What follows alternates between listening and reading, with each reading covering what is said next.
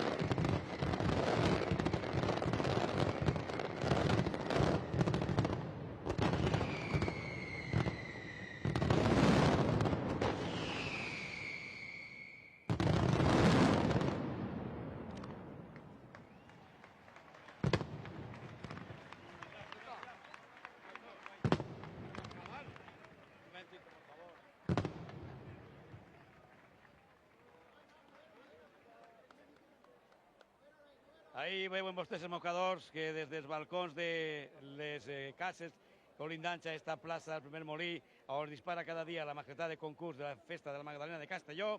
Aplaudiments del públic, ovació de gala i la pirotècnia Vicent Cavaller, que ha fet la seva feina i ara l'altra feina la té ni més ni menys que el jurat, que és el que té que deixar ben clar quina és la mascletà que més ha agradat al jurat i per suport que guanyarà el concurs. Encara ne queda una, que és la de demà, que dispara la pirotècnia el portuguès, el meu amic el portuguès, sí senyor. Ahí estarà, com sempre, intentant quedar fenomenal. Vegin com està l'ambient al voltant de la mascletà d'avui ací a Castelló. Ha disparat Vicent Cavaller i demà dispara el portuguès. I ara, com és habitual, per a dir adeu, anem a oferir els moments més importants i més interessants del que ha sigut la maquetada del dia, la maquetada d'avui, ací a Castelló, que ha disparat, com ens repetim una volta més, Vicent Cavaller. Gràcies des de Castelló, que ho passen vostès molt bé. Fins demà, molt bon dia.